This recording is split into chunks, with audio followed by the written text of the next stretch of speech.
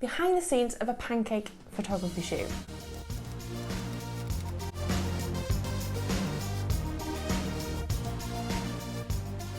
What's up YouTube, and welcome back to my channel. On this channel I talk about everything to do with food photography, so if that interests you, definitely click subscribe down below. And in this video I'm going to be showing you the behind the scenes of this pancake shoot that I did. I'm also going to go through a few of the decisions that I made and how I came to them. If you follow me on Instagram, you might have already seen the image because I posted it on Pancake Day. If you don't follow me on Instagram, I'll put my handle down here. This shoot was a lot trickier than I thought it was going to be. I kind of had the idea in my head on the afternoon of Pancake Day, just as a quick fun image to take, something a little bit different to your pancake stack or like your flat lay of crepes sort of thing. And a really good excuse to eat pancakes is to say you're photographing them for Pancake Day. So it was definitely a last minute shoot, and it was definitely a lot harder than I thought. I thought it was going to be super simple, quick, easy setup, which it was. The setup was easy, but taking the image was a lot harder than I imagined. The first thing was setting up the backgrounds. So this image was going to be shot straight on to obviously get the height of the pancake. So I was going to need one for the base of the image and one for the back of the image. I wanted to go for quite a light, airy feel, so I went for a light grey, and I also chose a background with a bit of texture. This adds a bit more interest into the image, as I went with quite minimalist props, so I thought adding a bit of interest with the background. The lighting I went for this shoot was just one big softbox to the left of the image. I also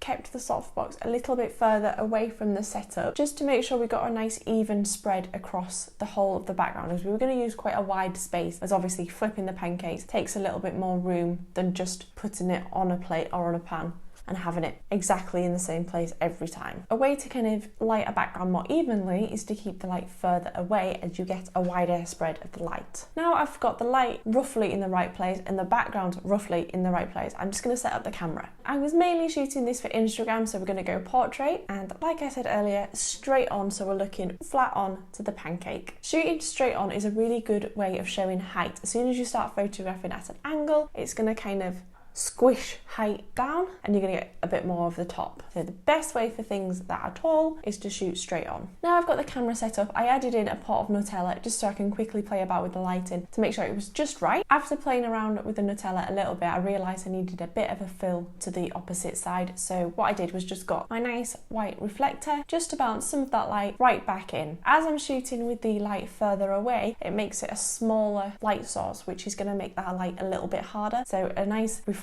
just softens that light a little bit. As it's going to be tricky to fiddle in with the lighting and the position during the actual shoot, I grabbed a pan and I started pretending to flip just so I can get an idea of what focal length I needed, exactly where I needed to be when flipping the pancake, and just to make sure that that lighting was definitely okay. As I was doing this, I realised that I needed a little bit more height on my background. So I don't have any absolutely massive backgrounds, I keep mine all about 3 by 4 inches, and although that is perfectly fine for 99% of the shoots I do, I realised this time I could really do with a bigger one. Unfortunately, we're moving house, so I've been banned from making any more backgrounds right now, but in the new house we'll definitely get some more of those out. I've got so many video ideas to do when we move. What I did to get a little bit more height on my background was actually randomly enough just put some shoes and some towels, anything I could find on hand underneath the background just to lift it up a little bit. But this just gave me a bit more room when flipping the pancake for it to go higher up. So now I've got the lighting and the camera in the right place, it's time to start adding in props. I didn't go crazy with what props I was going to use because I knew I was going to keep it quite simple. All I really had was a nice soft linen napkin at the left of the image, so just add a bit of a softer texture in, and it's quite a simple prop to have in. As we were flipping the pancake, we didn't really know exactly where our hands or the pan is going to land in the shot, so I didn't want to go crazy with props as you don't know what's going to be in the way or a bit distracting for your shot. Other than the napkin, what I added in was some Nutella, some bananas and marshmallows. This kind of was more of a flavour cue, so this is what I'm going to be putting on my pancake. This helped add a bit of a story to the image so it wasn't just a plain pancake. This obviously was the really tasty part, so the dogs decided they definitely needed to come in and help, and although they do get in the way, it's their house too, they go where they want to. And now we've got the shot set up, so I've got all of my props in the right place, the lighting set right, the camera set right, all exposed properly. It's time to start cooking a pancake. I waited until everything was ready to start doing this, mainly because I set the shot up and then I had my dinner, but also because I didn't want to start cooking the pancakes until I was ready to shoot, so they didn't get all sticky and soggy. It took me a few goes to get the right pancake, as everybody said. The first is always a write-off. However, I think my first 3 were a write-off, but we just ate them.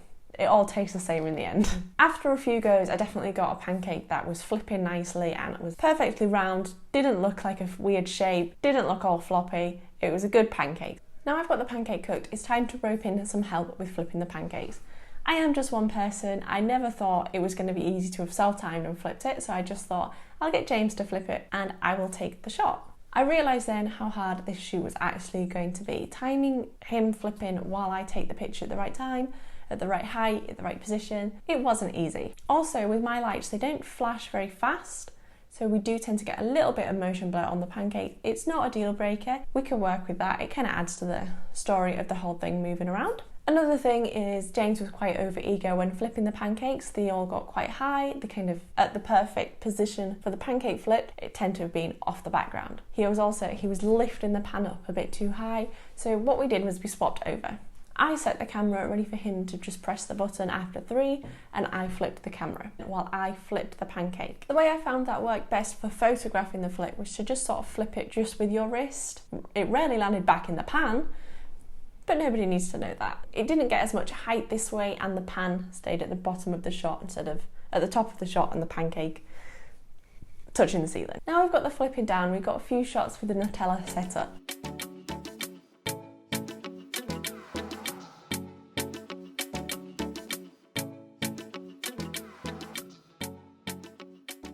I also went on to do some golden syrup pictures.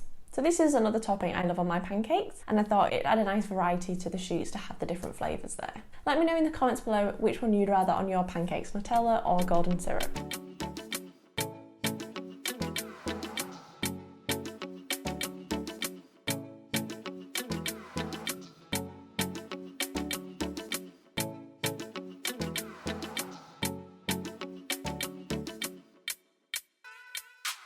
What I did when shooting the golden syrup was I played around a bit more with the focus. So I had the focus on the product and the pancake slightly out of focus in the back being flipped.